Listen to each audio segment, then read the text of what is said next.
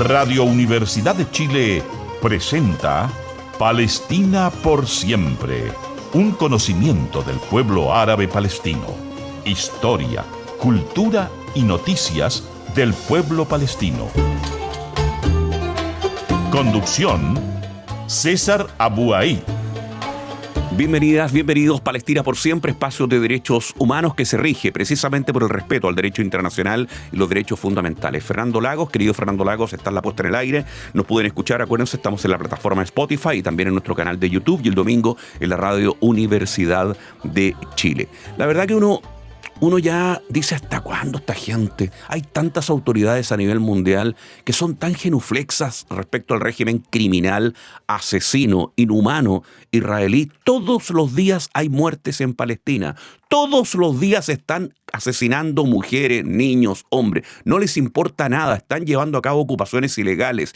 Y el mundo se mantiene así, como que no quiere la cosa, como que un poquito criticamos, pero por el otro lado hacemos negocio con el Estado genocida, infanticida, criminal que es Israel. No puede ser. Es muy dolorosa la situación que está viviendo Palestina y por eso es bueno levantar la voz, es bueno no dejar de hablar de Palestina. Conozcamos de primera fuente lo que ocurre precisamente hoy en territorio palestino ocupado con el informe desde Palestina de nuestro corresponsal, el cientista político Javier Abuaid.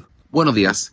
Nos encontramos en la ciudad palestina de Jericó, que es la ciudad más antigua del mundo aún poblada. Se encuentra a un costado del Mar Muerto, que no solamente es un lugar bíblico, sino que también es el lugar más bajo del mundo y también un costado del río Jordán, ambos controlados completamente por Israel, a pesar de que se encuentran dentro del territorio ocupado de Cisjordania. Es por lo demás un lugar bastante caluroso. En estos momentos tenemos aproximadamente unos 40 grados, estamos en el verano, son temperaturas que pueden subir algo más, pero que son aproximadamente unos 10 grados más altas que lo que se encuentran en las zonas más de montaña cercanas a Jericó, como es el caso de Nablus, Ramallah, Jerusalén o Belén. Y fíjense que en un lugar donde hay recursos acuíferos, por eso a lo mejor quienes nos están viendo pueden ver la vegetación que se encuentra alrededor, existe mucha producción sobre todo de dátiles, en Jericó. Lo cierto es que estamos desde acá simplemente porque estamos encerrados. La ocupación israelí ha decidido en este momento cerrar todos los puestos de control alrededor de Cisjordania. Un evento que todavía se continúa desarrollando mientras nosotros grabamos este programa por la mañana, prácticamente mediodía del día viernes, es que un grupo de colonos israelíes ingresó en la aldea palestina de Tel. Recordemos que todos los días hay aproximadamente unos 10 o 15 ataques de colonos israelíes en contra de palestinos. Son ataques que generalmente son coordinados o por lo menos protegidos por las fuerzas de ocupación israelíes. Y en el contexto de ese ataque hubo, hasta el momento se han confirmado 4 palestinos muertos, imágenes bastante crudas de lo que sería una ejecución sobre el terreno que habrían participado tanto colonos como soldados. Sin embargo, el número de heridos graves es de 3 y por ende se estima de que esto podría también seguir subiendo. También esta mañana un palestino en el campo de refugiados de Shuafat en Jerusalén también fue asesinado por fuerzas de ocupación israelíes. La decisión por ende tomada por la ocupación israelí fue de cerrar todos los puestos de control y como todas las ciudades palestinas se encuentran cercadas completamente por puestos de control israelíes, el poder moverse entre ciudades en estos momentos es imposible. Por ende, estamos aquí, quienes nos pueden ver por lo demás, pueden ver que no me he sacado las gafas de sol y es porque la radiación es tan fuerte que es casi prácticamente imposible poder estar en este momento del día bajo el sol y sin utilizar estas gafas de sol. Ese escenario demuestra bastante lo que es la vida bajo la ocupación israelí. Demuestra la arbitrariedad de la situación. Demuestra la falta de justicia en la cual ciudadanos y ciudadanas, palestinos y palestinos viven aproximadamente todos los días. Y es porque la ocupación israelí, que bajo el derecho internacional debería ser simplemente una ocupación temporal, hoy se ha mantenido como una ocupación permanente. Por lo cual la Corte Internacional de Justicia en el año 2024 definió esto como una situación ilegal e incluso da un plazo de un año para que Israel se retire, algo que evidentemente no se ha cumplido. ¿Por qué? No solamente porque a Israel no le interesa lo que digan las cortes internacionales, no solamente porque Israel viola sistemáticamente las resoluciones de Naciones Unidas que le incumben, y no solamente porque Israel entiende que no le va a pasar absolutamente nada por llevar a cabo todo eso, sino que también acá hay una situación donde en la relación bilateral de muchos países con Israel, o de ciertos países, ya que muchos se ha reducido bastante el número, continúan entregando a Israel incentivos para continuar con esta clase de ataques. Y entre ellos, lo hemos venido diciendo desde hace bastante tiempo, se incluye el caso de Chile bajo el gobierno de José Antonio Kast. Es cierto, quienes siguen este programa podrán decir, bueno, ya está hablando nuevamente del gobierno de Chile. ¿Cuál es la gran participación que puede tener Chile en todo esto? Y lo cierto es que es una participación bastante importante, por cuanto Israel hoy en día, entendiendo de que en Europa los países de la Unión Europea hoy día están discutiendo abiertamente imponer sanciones frente a la ocupación israelí, ven en América Latina una posibilidad de poder expandir ciertas relaciones. Ven que este eje conformado por los gobiernos de Argentina, de Paraguay, de Chile, de Perú, de Bolivia, de Ecuador, de Colombia en este momento, con el canciller de Colombia que incluso habla, cuando se refiere a palestinos, de el virus palestino. O sea, ese es el nivel que tenemos hoy en día. Ven que evidentemente hay una posibilidad para ellos en América Latina, y José Antonio Kast, el presidente de Chile, está abriendo esas puertas, incluyendo al cambiar el voto histórico de Chile en Naciones Unidas, en ciertos casos votando a favor de resoluciones en cuanto a Palestina, pero también, en este caso, también absteniéndose en una resolución de la Organización Mundial de la Salud sobre la situación humanitaria aquí en Palestina. Ahora, lo cierto es de que si es que Chile se abstiene o no se abstiene, probablemente la situación sobre el terreno no va a cambiar, pero sí genera una dinámica importante que tiene que ver con cuál es el consenso o no consenso de la comunidad internacional en cuanto a lo que sucede aquí en Palestina. Y el gobierno de Chile ya está dando abiertas, digamos, señales de que Chile ya no va a ser parte de ese consenso internacional. No se pronuncia absolutamente por ninguno de los crímenes que se cometen aquí en el territorio ocupado, y hay que recordar que el primer canciller chileno que intentó cambiar la política exterior chilena en cuanto a Palestina es el actual embajador de Chile en Naciones Unidas, Roberto Ampuero, en Nueva York, que por ende se entiende bastante cómo es que esta situación va cambiando. Roberto Ampuero, que por lo demás recibió una delegación de colonos israelíes en la Cancillería chilena mientras fue ministro de Relaciones Exteriores. A mi parecer, y al parecer de expertos, porque yo no soy un experto en política exterior chilena, el peor canciller que ha tenido Chile en su historia. Mucha gente piensa de que durante estos días la guerra entre Estados Unidos e Irán puede volver. Lo que conversábamos la semana anterior y que podemos seguir diciendo es que todos los días hay ataques entre uno y otro lugar. Pero esta semana la situación ha cambiado en algo. De hecho, hay soldados norteamericanos que murieron por fuego iraní, por misiles, en Jordania, aquí, muy cerca. Nosotros en este momento estamos en la frontera entre Palestina y Jordania. Por ende, la situación en este momento regional y local también es bastante peligrosa. Y tiene que ver con más de un elemento. Por un lado tiene que ver con el hecho de que Estados Unidos abiertamente, al parecer, ha perdido la guerra con Irán y quiere volver a sacar ciertas cuentas para no salir tan derrotado. Pero también existe la situación que hay que seguir recordando aquí sobre el terreno, que es el hecho de que Israel se encuentra a puertas de elecciones que se van a llevar a cabo en octubre.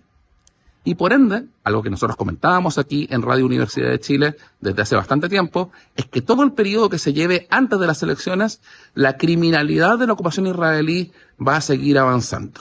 Las colonias se han seguido anunciando durante todo este periodo, prácticamente todos los días hay nuevas tomas o expropiaciones de terrenos, demoliciones de hogares palestinos y más palestinos desplazados. Anoche veíamos por la televisión local imágenes de palestinos que, habiendo vivido en sus casas, por ejemplo, en la aldea de Yalut, cerca de Nablus, durante más de 50 años, han sido expropiados por colonos israelíes. Aquí insisto, no estamos hablando de zonas que Israel haya formalmente definido como parte de su territorio bajo anexión, como es el caso, por ejemplo, de Jerusalén Oriental, sino que de zonas que Israel aún no ha anexado formalmente, como es el resto de Cisjordania. Por ejemplo, el gobierno de Israel hoy en día está en una campaña de avanzada en función de poder anexionar más y más territorio. A través de la embajada de la embajada de Israel en Chile, también se han anunciado, por ejemplo, esta semana promociones de Sebastia, que queda muy cerca de Nablus, donde se están llevando a cabo los ataques de colonos hoy en día, Sebastia, que es uno de los lugares arqueológicos más importantes de esta región, importantes desde el para judíos, desde el periodo romano, para cristianos, para musulmanes, para todos, pero que está aquí en Palestina, en el corazón de Palestina. El gobierno de Palestina ha intentado registrar Sebastia dentro de la UNESCO, y el gobierno israelí, a través, fíjese bien, porque muchas veces se dice en Chile, es que no hay que tocar a las universidades israelíes, es que las universidades israelíes son distintas. Bueno, la persona a cargo de cooperación académica de la Cancillería israelí es la persona que ha estado promocionando videos por internet, diciendo lo importante que es Sebastia para mantener la ocupación israelí. ¿Por qué? Porque Israel ocupa absolutamente todo lo que puede encontrar: arqueología, turismo, religión, deporte, etcétera, agricultura, para poder normalizar la anexión de territorio ocupado palestino. Y eso es particularmente lo que se está llevando a cabo hoy en día en el caso de Sebastia, pero también en otros casos, incluyendo lo que tenemos muy cerca de aquí, como es el caso del Mar Muerto y el río Jordán, incluyendo entre ellos el lugar, el Maqdas, o el lugar de el bautizo de nuestro Señor Jesucristo. Esa es la realidad que estamos viviendo hoy en día aquí en Palestina.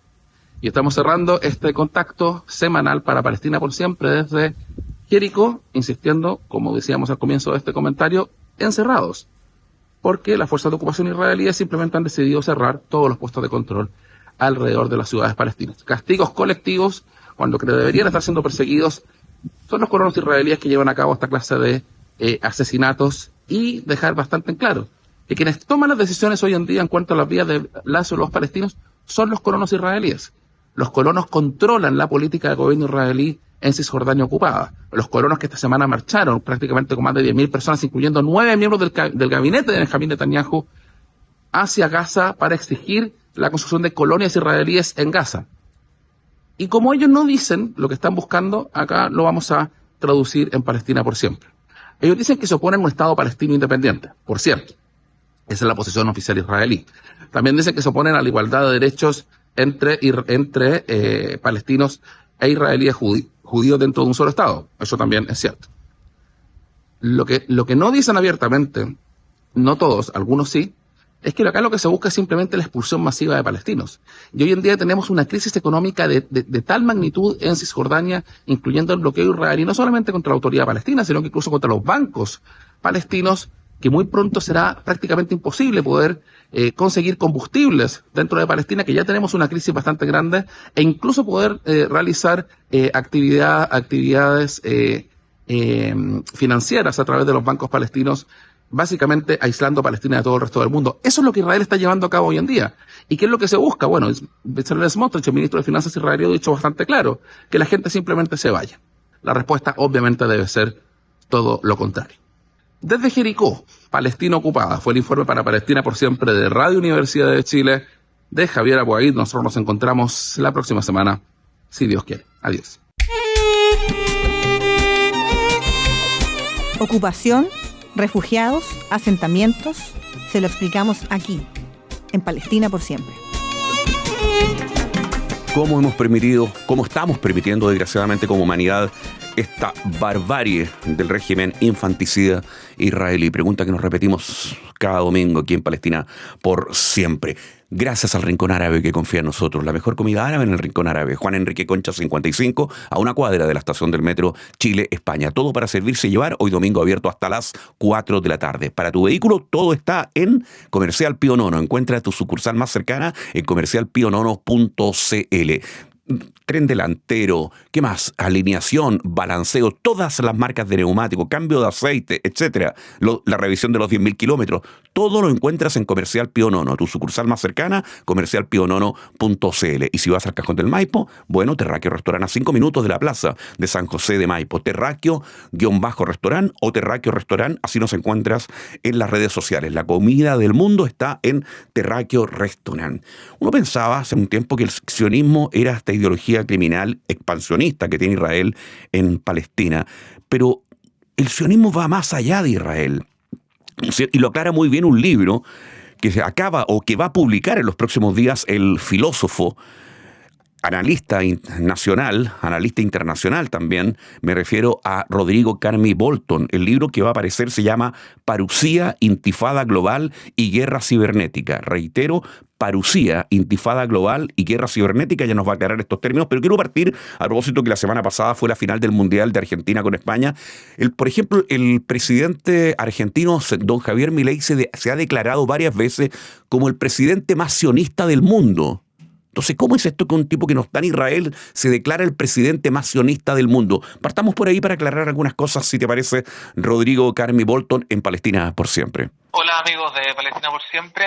Sí, mira, lo que tú planteas, César, es muy importante, yo creo, porque básicamente lo que ha ocurrido a partir de los 3 años de genocidio ejercido por el Estado de Israel es que nos hemos dado cuenta que el sionismo no se circunscribe exclusivamente al territorio israelí, digámoslo así, a la contextura ideológica del Estado de Israel, sino que las oligarquías mundiales se han identificado plenamente con el sionismo, ¿no? Y particularmente las oligarquías atlánticas, ¿no? Estados Unidos, Europa, etcétera, y los lacayos de Estados Unidos en América Latina, como el caso del señor Milei. Eso ha hecho que las grandes oligarquías de gran capital, ¿cierto?, se identifiquen con el sionismo. ¿Y por qué se han identificado con el sionismo? Básicamente porque el sionismo les brinda un discurso de ser ellos los elegidos para disponer de una tierra que está completamente abierta y disponible para ellos hacer lo que quieran, digamos.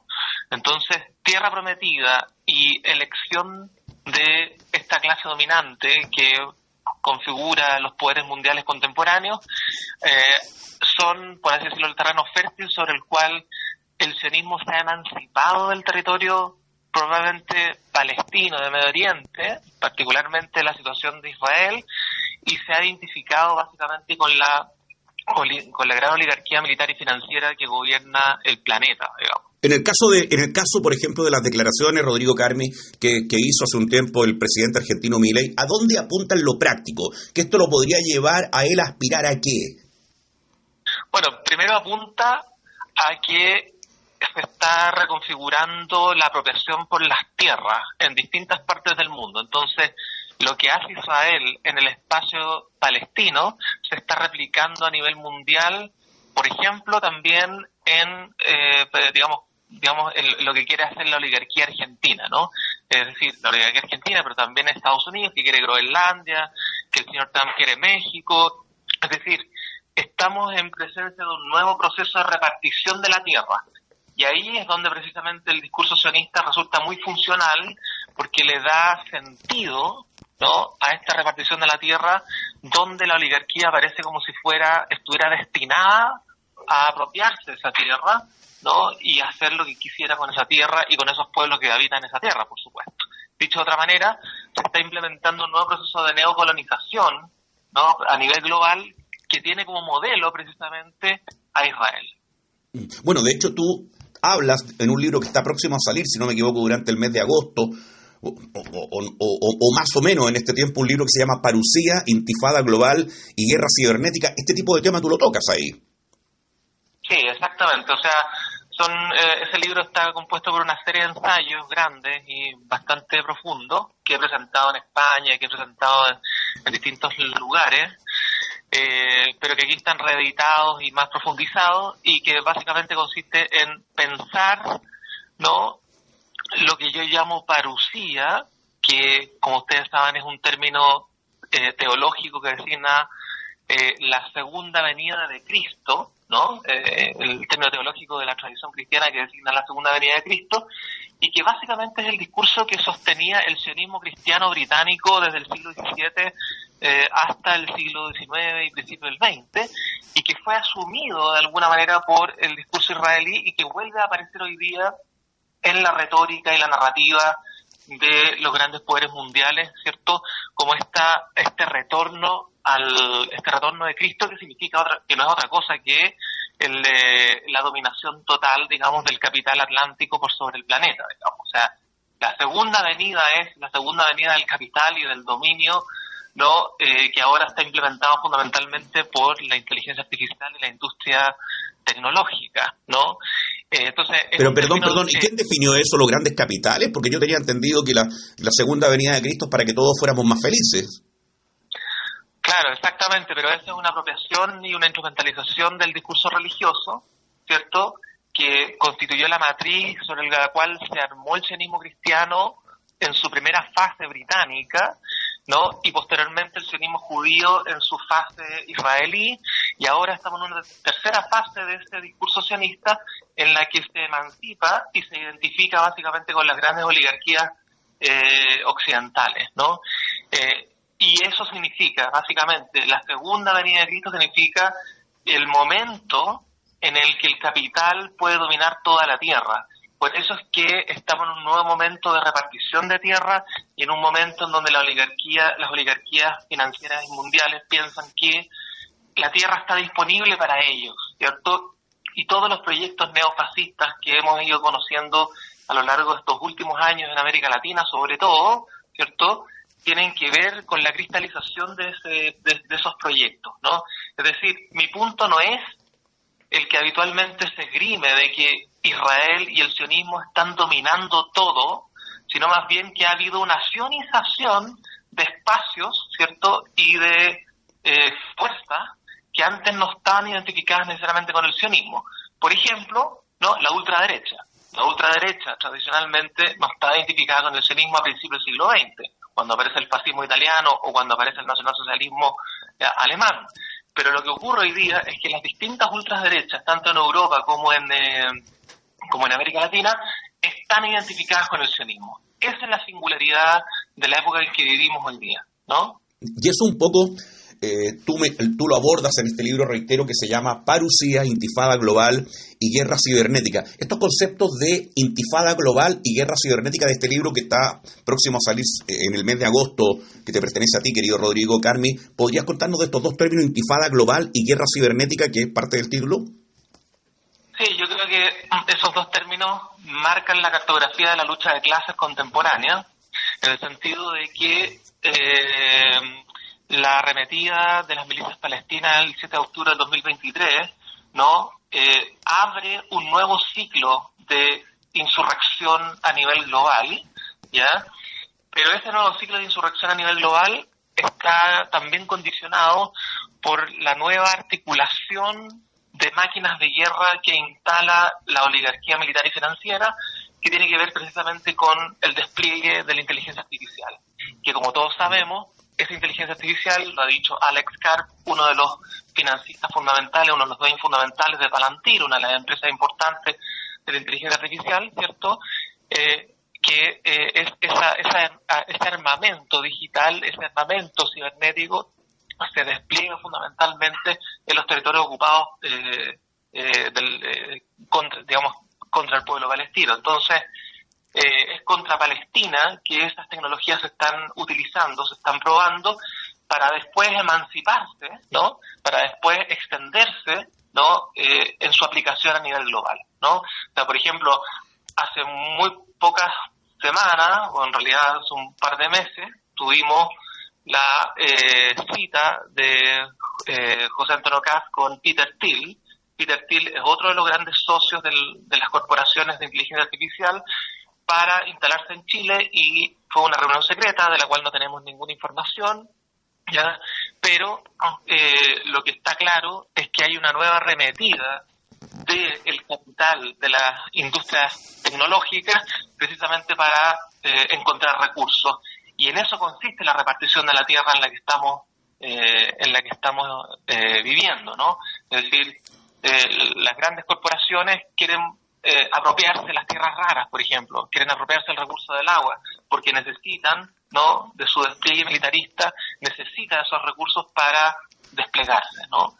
Entonces, más o menos esa es un poco la idea, ¿no? Es la nueva cartografía de la lucha de clases, donde la intifada global remite a un concepto polimorfo, en el sentido de que son luchas que tienen distintos grados y distintas formas, ¿ya? Pueden ser luchas muy silenciosas, pueden ser luchas armadas, pueden ser disputas institucionales, a nivel discursivo, intelectuales, pero es una manera de entender la pluralidad de luchas que se están desplegando en la actualidad, bajo el concepto de intifada, porque efectivamente lo que ocurrió el 7 de octubre de 2023, cuando las milicias palestinas arremeten en sus territorios ocupados, ¿cierto?, es precisamente un momento de intifada en donde la ignorancia y la invisibilización que pretendía el poder global sobre la causa palestina no queda en suspenso. Para ¿no? ese apoderarse del territorio global, como quiere la élite, como quieren los grandes capitales, por lo que mencionas tú,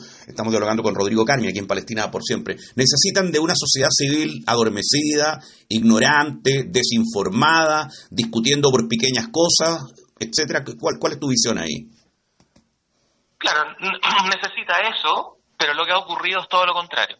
Es decir, si bien en Chile particularmente tenemos un repliegue de las fuerzas sociales a propósito del proceso constituyente, ¿no?, y de la restauración oligárquica que estamos experimentando, ¿no?, en otros países hay un alzamiento popular, ¿no?, en distintos grados y de distinta magnitud, ¿no? Y entonces me parece que efectivamente siempre los poderes globales necesitan del adormecimiento de las grandes masas, ¿ya? Y los medios de comunicación tienen un rol fundamental en eso. Pero, por ejemplo, lo que ha pasado, ¿no?, es que a pesar del adoctrinamiento mediático, a pesar de que la censura funciona, por ejemplo, en los campos universitarios, ¿cierto?, a pesar de que en la discusión pública nadie quiere comprometerse, digamos, las autoridades políticas no quieren comprometerse con la cuestión palestina resulta ser el núcleo fundamental de nuestra era, ¿no?, y que ha generado, que ha gatillado, ¿no?, un conjunto de insurrecciones a su favor, ¿no? Es decir, organizaciones sociales que antes no tenían un vínculo con la cuestión palestina, y al revés, organizaciones que no existían, ¿no?, se han creado en favor de la causa palestina en la actualidad, y por lo tanto estamos en un proceso de insurrección global, ¿cierto?, a pesar de que siempre tiene avance y retroceso, ¿no?, una y otra vez, pero digamos, no obstante, a los poderes siempre les encantaría que todos fuéramos pasivos, estuviéramos disciplinados y nos quedáramos callados. Lo que realmente sucede, lo que ha sucedido hoy día, es que eso no ha tenido lugar, y por eso es que los poderes constituidos han recurrido a su forma neofascista, que es una forma más violenta, porque es la forma más violenta, ¿no?, que intenta garantizar, como ocurre con Netanyahu, ¿no?, en Israel, ¿cierto?, la imposibilidad de estos mismos poderes de establecer hegemonía, ¿no? ¿Y por qué el Chile, que se levantó por 30 pesos, entre otras cosas, el 2019, hoy día aguanta tanto y no se ha levantado? Por ejemplo, aprovecho de consultarte, Rodrigo Carmi, a propósito de la población civil. Claro, porque Chile está viviendo un proceso distinto, como están viviendo en otros países también, pero digamos un proceso distinto que tiene que ver con un repliegue, como te decía, un repliegue que responde, digamos, a un repliegue producto del alzamiento de las movilizaciones sociales que tuvo lugar durante toda una década, desde el año 2005 hasta el 2019, ¿no?, y un poco más. Lo que ha ocurrido, sin embargo, es que a pesar de ese repliegue, ¿no?, la cuestión palestina ha estado presente, y en distintas partes del mundo ha habido una insurrección, un conjunto de insurrecciones globales que no han dejado indiferentes, ¿cierto?, a la situación en la que vivimos. Eso no significa, por supuesto, que los poderes globales estén entredichos, digamos. Significa que los poderes globales están acelerando, ¿no?, la repartición de la tierra. Significa que los poderes globales están intentando afirmarse y garantizar, ¿no?, su acceso exclusivo a los recursos, pero significa también que esa arremetida no está exenta de resistencia, y que por lo tanto existe un intifada global que, como digo, tiene un carácter polimorfo, es decir, un carácter múltiple, ¿no?, de múltiples formas de manifestarse, ¿cierto?, que está presente y que sin embargo ponen en entredicho hasta cierto punto ciertas estrategias del poder global. Ahora, entonces, este libro se podría llamar, si entendemos la palabra parusía como precisamente la venida, la llegada, podría llamarse perfectamente La llegada de la intifada global y guerra cibernética, querido Rodrigo Carmi. Se podría llamar así en un sentido inverso. Si uno trata de pensar la cuestión de la parusía como un movimiento de liberación, ¿no? Yo lo que trato de mostrar es que la parucía, entendida como la entendió originalmente el sionismo cristiano, es un movimiento de captura, básicamente, ¿no? Es el movimiento de captura porque se trata básicamente de una parucía de la muerte, una parucía tanática, ¿no? Una parucía donde lo que está en juego es abolir la distancia que existe entre los seres humanos y el poder, y abolir la distancia que existe entre los seres humanos y fundamentalmente el lenguaje, ¿no? Es decir, la instalación de una nueva gramática que intenta sustituir el lenguaje, que sería el algoritmo, ¿cierto? La instalación de un nuevo poder, que serían las grandes corporaciones y ya no los estados, ¿no? La incorporación de un nuevo tipo de poder, que sería, en último término, el capital, ¿no? Y la industria armamentista, y ya no otro tipo de formas económicas. ¿Te fijas? Entonces, la parucía sería la llegada, ¿no? De lo que yo llamo la sutura, o sea, la instalación de una clausura, de una captura, ¿cierto?, que con la que el imperialismo occidental intenta sobrevivir, sin embargo, a su propio declive. Esta es la cuestión interesante.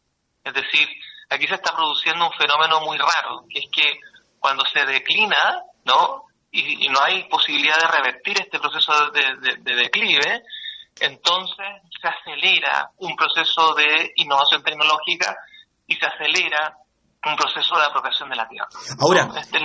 esto parte, querido, estamos dialogando, reitero, con el intelectual Rodrigo Carmi, aquí en Palestina por Siempre, a propósito que está a punto, Rodrigo, de sacar su próximo libro, Parucía, Intifada Global y Guerra Cibernética. Esta nueva mirada del sionismo a nivel mundial, este apoderarse de la tierra, ¿parte el 2023 en octubre o ya venía de antes, a nivel mundial me refiero? No, yo diría que el octubre de 2023 abre una escena en la que queda de manifiesto que las oligarquías occidentales están identificadas con el sionismo, y el sionismo se emancipa de ser el exclusivo discurso del Estado de Israel, que quiere, como tú bien decías, ¿cierto?, apropiarse de todo Medio Oriente, ¿no?, y comienza el sionismo a ser el discurso de las ultraderechas en distintas partes del mundo. Yo diría que el hito que muestra que el sionismo se convierte básicamente en el discurso de las nuevas ultraderechas, ¿cierto?, es el 7 de octubre de 2023.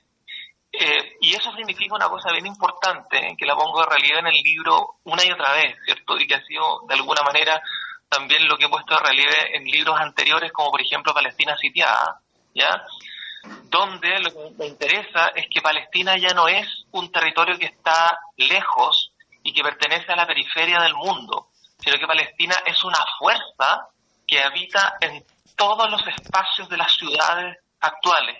Es decir, en un escenario donde ya no hay una afuera y donde la diferencia entre centro y periferia es cada vez más borrosa, precisamente. Por esa razón, ¿no?, Palestina no es que está lejos en la periferia, pero que está aquí mismo. Y eso explica, ¿no?, el hecho de que las oligarquías militares y financieras puedan identificarse con el sionismo, ¿cierto?, replicando la lógica israelí de colonización, ¿no?, que viene ininterrumpidamente desde el año 48 hasta la actualidad. ¿Y cómo lo hacen los grandes poderes, Rodrigo Carmi, para detener a las masas, a la intifada global? ¿Quién se va a cansar primero? ¿La intifada global que se levanta en el mundo o los grandes poderes que tendrán que tener? Me imagino que inteligencia no les falta para eso, para detener, para dorarles la perdiz a las grandes cantidades de población civil, a los millones de la población civil que están en las calles. Claro, es que fíjate lo que ocurrió con el fenómeno, te lo pongo de esta manera, el efecto fundamental que produjo la arremetida de las milicias palestinas el 7 de octubre de 2023 fue básicamente, ¿no?, la disolución del imaginario israelí de invulnerabilidad. Es decir, después del ataque del 7 de octubre, Israel ya no puede pensarse ni verse a sí mismo, ¿cierto?, como invulnerable.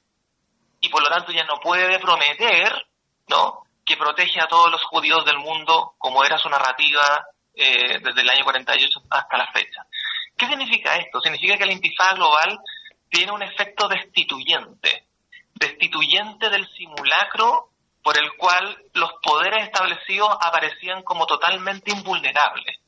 Y eso provocó en los grandes poderes, y particularmente en las clases dominantes, un pánico que se tradujo justamente ya no en un intento de restituir el simulacro de que eran invulnerables, porque no se puede, sino en un intento de intensificar el régimen de la fuerza a partir de las fuerzas neofascistas, ¿no? Entonces, el fascismo es justamente signo de debilidad de un poder que ya no puede contar con el simulacro con el que contaba anteriormente para adormecer a las masas y convencerlas justamente de que todo era por su propio bien.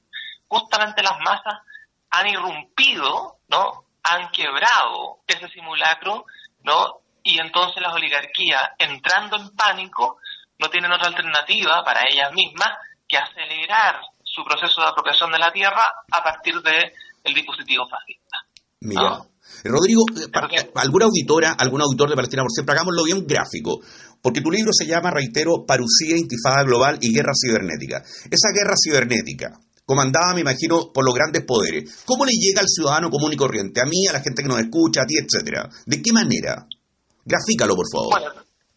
Bueno, básicamente una característica que tiene las nuevas corporaciones tecnológicas, pero fundamentalmente el dispositivo de la inteligencia artificial, es que es un dispositivo de carácter inmaterial, entre comillas, ¿no? Es decir, es material e inmaterial a la vez, pero su inmaterialidad tiene que ver con la capacidad de envolver a los poderes clásicos, ¿cierto? Y mantenerlos bajo su propia égida. Me explico. Por ejemplo, el Estado cada vez más recurre a dispositivos de inteligencia artificial para, digamos, por razones burocráticas, de identificación de personas, etcétera, ¿no? El capital cada vez está más digitalizado, ¿no? Cada ciudadano puede hacer una compra por Internet. Llamamos al supermercado por Internet, hacemos una compra por Internet. Es decir, eso lo que te está mostrando es que el dispositivo cibernético está completamente funcionando como el soporte. Perfecto, ¿y qué hace con los datos que hemos dejado en el dispositivo cibernético, como dices tú, el gran capital? Bueno, justamente esos datos los pasea por todos lados, ¿cierto? Los introduce eventualmente, los compra y los vende, digamos, a distintas instancias, entre ellas, ¿cierto? Instancias de inteligencia, ¿cierto? Instancias militares, ¿no? Instancias biomédicas, etcétera, ¿no? Y cada uno de nosotros sabe que, por ejemplo, cuando entra a Internet y entra a su sitio, por decirlo de alguna manera, te aparecen propagandas, ¿cierto?, de justamente lo que tú estás de lo que tú compraste recién, o lo que tú dijiste recién. Sí, exacto. O sea, el nivel, lo que ha ocurrido acá es una intensificación de las formas de control, ¿ya? Entonces, el aparato de inteligencia artificial profundiza las formas de control, y por eso son tan deseadas, digámoslo así, por los nuevos gobiernos neofascistas. Pero todavía no han logrado que la calle vea como bueno, comillas, al Estado genocida criminal Israel, por ejemplo. No, pero por eso te digo, o sea, lo que me parece interesante es que estamos en un escenario en que los simulacros, a partir de los cuales uno podría decir Israel es un Estado que solo se defiende y que es un Estado que tiene el ejército más moral del mundo, por ejemplo, o que es la única democracia del Oriente, ¿cierto? Que uno podría decir eso, ¿no? Que son los simulacros con los que funcionaban en un determinado momento y que paralizaban la acción, ¿no?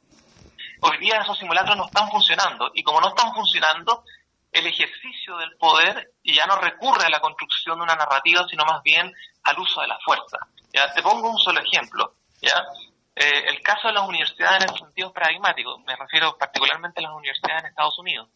Antes, en las universidades de Estados Unidos, la crítica a Israel se podía dar, pero siempre en un marco donde era posible que tú recibieras la censura, ¿no?, de la autocensura, a propósito que te podían decir antisemita, ¿ya?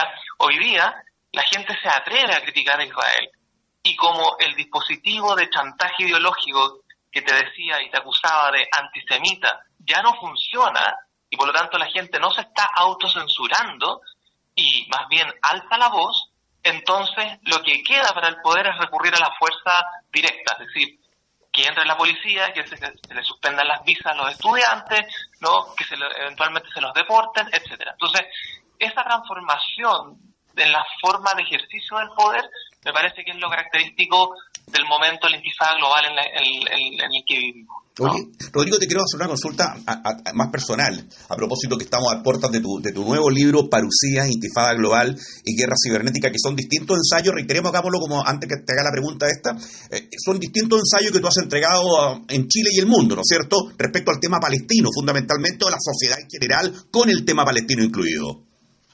Exacto, y es muy importante que está editado por la editorial Voces Opuestas, que es una editorial de Valparaíso, ¿ya? Es muy importante. ¿De quién depende Voces Opuestas? ¿Es un grupo de personas progresistas simplemente? ¿Qué onda?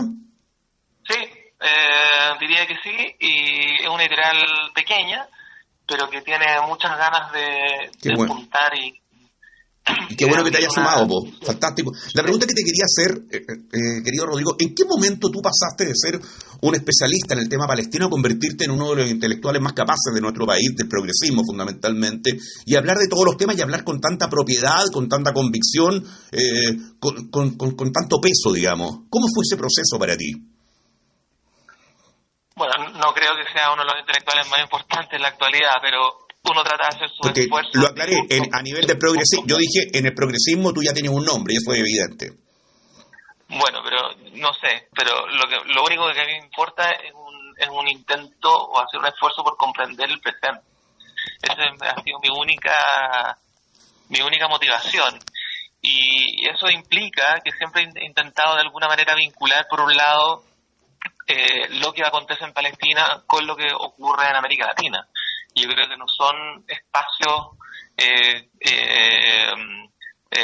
totalmente ajenos el uno del otro, sino todo lo contrario, están completamente imbricados, y me parece que en un escenario como el global en el que vivimos, ¿cierto?, ya no podemos esperar, digamos, una separación tajante entre esos espacios.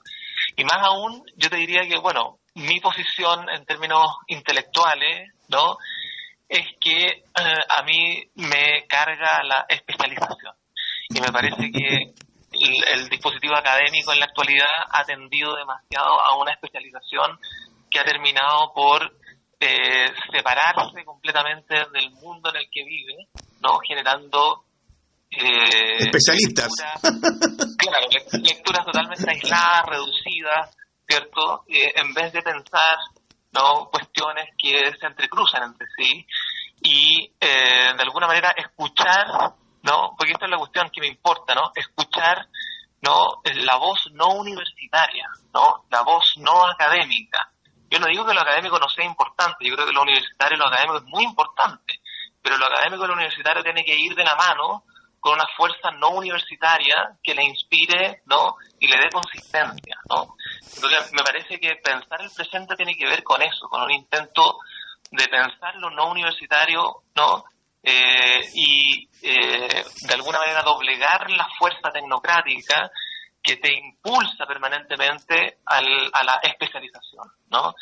A mí no me gusta la especialización, ¿no? Me parece que es muy reductiva, que es un modelo predominante que yo no comparto, y lo que me gusta sí es la ensayística, ¿no? La ensayística es una escritura que tiene mayor creatividad, ¿sí? Y recordemos que, por ejemplo, uno de los libros más importantes que se han escrito en Chile en los últimos 30 años no es una investigación, digamos, puramente academicista, ¿no?, o especialista, sino que es un ensayo, y me refiero, por ejemplo, al ensayo de Tomás Mulián, Chile actual, la anatomía de un mito, ¿ya?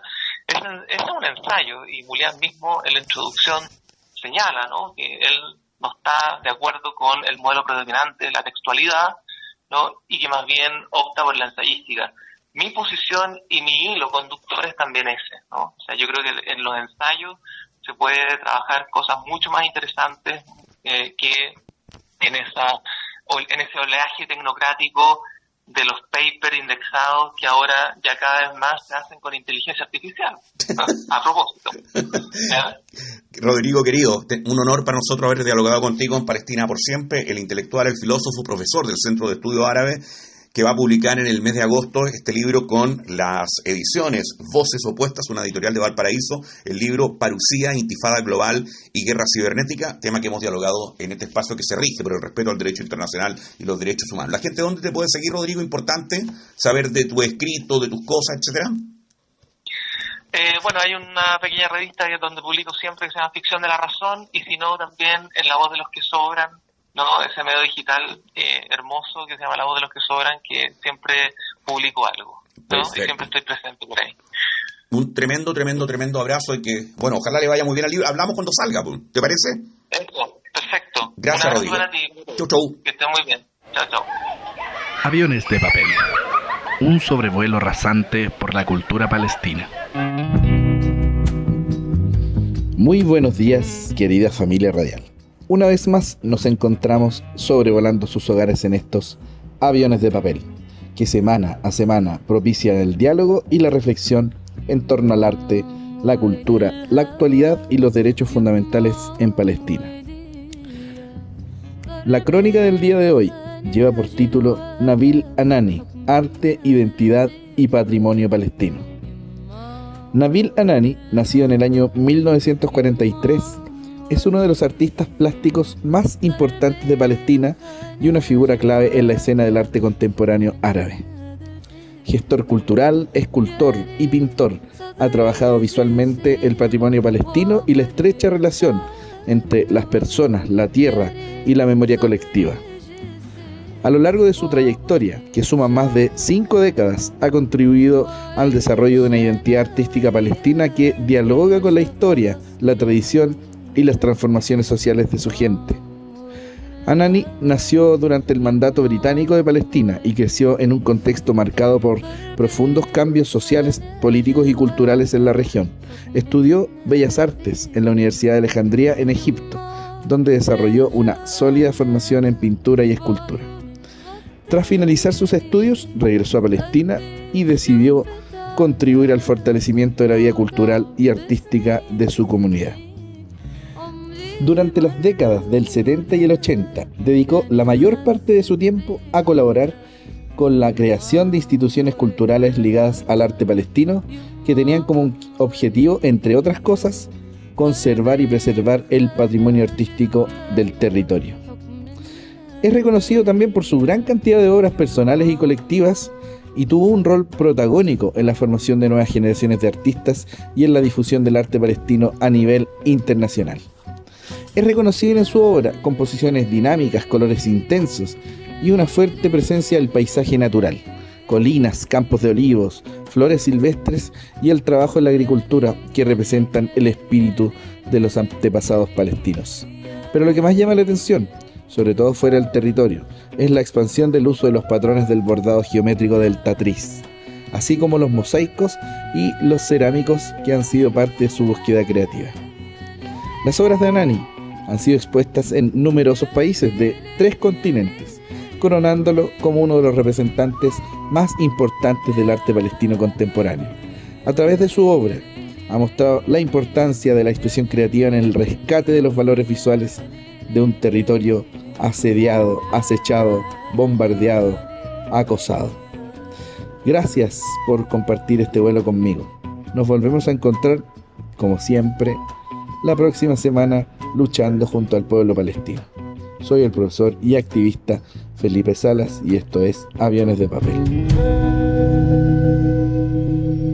Terráqueo Restaurante en Palestina por siempre, Terráqueo-Restaurante, camino al Cajón del Maipo, 5 minutos de la Plaza de San José. Hoy domingo la comida árabe está en el Rincón Árabe, Juan Enrique Concha 55, a 1 cuadra de la estación del metro Chile, España. Y todo para tu vehículo en Comercial Pío Nono, tu sucursal más cercana en Comercial Pío Nono. El periodista Eduardo Afura está en Palestina por siempre.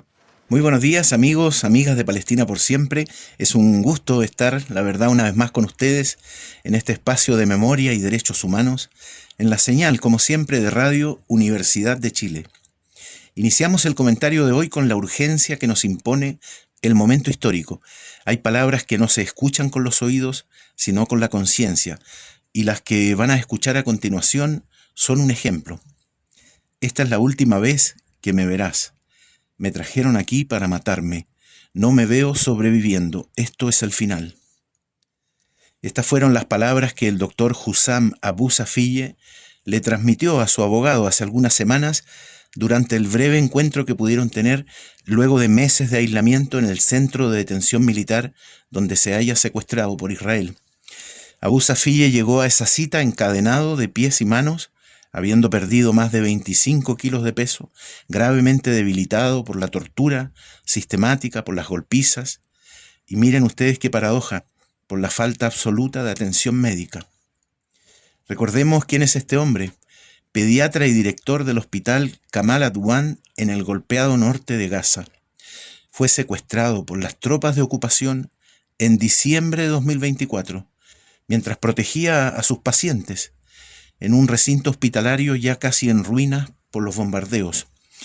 Todas y todos lo recordamos, ¿verdad? Lo tenemos en la retina, caminando entre esas ruinas con su bata blanca, con su dignidad intacta frente a los tanques israelíes. Pero hoy su vida corre peligro inminente en las mazmorras de un régimen que busca condenarlo a la desaparición y que, sin embargo, ha despertado una movilización mundial por su liberación. Cada día son más los países, son cada día más las personas que de la sociedad civil se levantan pidiendo la liberación del doctor Hussam Abu Safiye. Porque encarcelar a un médico por sostener la vida, imagínense, bajo las bombas, es seguramente la constatación más gráfica del genocidio sanitario. Destruir hospitales, maternidades, ambulancias, es una estrategia deliberada para hacer inviable la existencia misma del pueblo palestino sobre su tierra. Y por ello los profesionales de la salud en Gaza, esto hay que decirlo, no solo ejercen la medicina, encarnan la forma más pura de entrega y resistencia humana. Pero la barbarie colonial no actúa sola, y es aquí donde tenemos que volver la mirada hacia nuestro propio país, lamentablemente no con orgullo, como ha sido en otras oportunidades, sino con profunda vergüenza. Porque hace solo unos días, en la Asamblea Mundial de la Salud, en Ginebra, Suiza, se votó una resolución crucial para denunciar la destrucción del sistema sanitario en los territorios palestinos ocupados. Una resolución para exigir la entrada urgente de insumos y la protección del personal de salud. ¿Saben ustedes qué hizo el gobierno chileno de José Kast? Se abstuvo.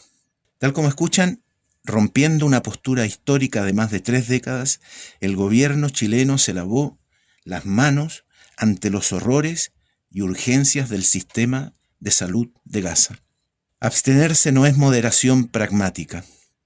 La verdad que es una cobardía que seguramente van a disfrazar de neutralidad para no importar un conflicto lejano, aunque para importar armas y tecnología de ciberseguridad probadas en las vidas palestinas, ahí sí que no existen reparos. Con esta abstención, la diplomacia chilena nos hace validar, desgraciadamente con nuestro silencio, el bombardeo a hospitales, en una afrenta que nos mancha a todas y todos quienes vivimos en esta parte del mundo. Entre ellos, el más de 500.000 de personas de origen palestino que estamos viendo con indignación el rumbo que toman las decisiones en el segundo piso de la moneda y en la Cancillería chilena. Pero que también hacen que uno se pregunte, esto hay que decirlo, ¿no?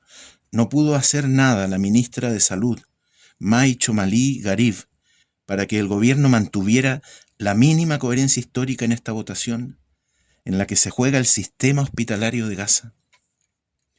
Por eso, desde este espacio de respeto por el derecho internacional y los derechos humanos, exigimos una vez más la liberación inmediata del doctor Hussam Abu Safiye y de todos los rehenes palestinos que no salen en las noticias, porque Abu Safiye, el héroe de la bata blanca, no es un caso aislado. Es el rostro de una verdadera maquinaria de sometimiento que, como ustedes saben, mantiene a más de 9.600 palestinos y palestinas hacinados en cárceles israelíes, pero además más de 3.500 de ellos bajo la figura ilegal de la detención administrativa, esto quiere decir sin cargos, sin juicio y sin defensa. Imagínense, por favor, qué clase de sistema penal de una democracia, llamada democracia, puede presentar esto. Hombres, mujeres, y escuchen por favor, más de 400 niños secuestrados que hoy están además amenazados por la pena de muerte en la horca, aprobada por el régimen sionista, tal como oyen. Porque una entidad colonial que encarcela, que asesina deliberadamente niños y niñas, era tal vez solo cosa de tiempo que recuperara la horca como medio de exterminio selectivo. Así es que junto con la liberación del doctor Abu Safiyeh y los secuestrados palestinos en las mazmorras sionistas, exigimos que la política exterior de Chile recupere su estatura, porque la dignidad de nuestro país no se puede sacar a remate con estas abstenciones vergonzosas, la verdad, hay que decirlo. No estamos pidiendo nada especial a este gobierno, solo que haga, por ejemplo, como las otras 14 misiones diplomáticas del mundo que acaban de exigir el acceso de la Cruz Roja a las cárceles donde Israel mantiene secuestrados a estos miles de palestinos. Porque efectivamente, para quienes no lo saben, ¿verdad?, Israel no permite que instituciones del prestigio y la seriedad como la Cruz Roja ingresen a observar lo que allí está sucediendo. Afortunadamente han sido ahora países como Bélgica, Canadá, Dinamarca, la Unión Europea, Finlandia, Países Bajos, Francia, Irlanda, Noruega, España, Suecia, el propio Reino Unido, entre otros, quienes han hecho esta exigencia mínima. La verdad, exigencia mínima. El invariable compromiso de nuestro país con el derecho internacional y los tratados internacionales en absolutamente todos los gobiernos desde el retorno a la democracia, porque en esto no hay distinciones. No puede estar siendo hoy usado como lustrín de los intereses geopolíticos y económicos de la alianza estadounidense sionista. Esa verdadera oligarquía transnacional de corsarios, diplomáticos y asaltantes de caminos que piensan que la tierra, que los recursos naturales, que las vidas humanas son simples insumos transables en su mercado de despojo y sumisión. Esperando que tengan un muy buen domingo, queridas amigas, queridos amigos. Nos veremos la próxima semana. Este ha sido el comentario para Palestina por siempre de Eduardo Asfura. Chile no puede ser cómplice del genocidio que vive el pueblo palestino. Quiero oficiar al Ministerio de Relaciones Exteriores para que nos explique por qué el cambio en la política de Estado chilena, absteniéndose en votar en la resolución de la OMS que denunciaba la destrucción del sistema sanitario en Palestina, de los hospitales que atienden a los niños y niñas. Chile no puede ser cómplice del genocidio que vive el pueblo palestino. Radio Universidad de Chile presentó Palestina por siempre. Conversación, noticias y análisis sobre Palestina y Medio Oriente. Palestina por siempre.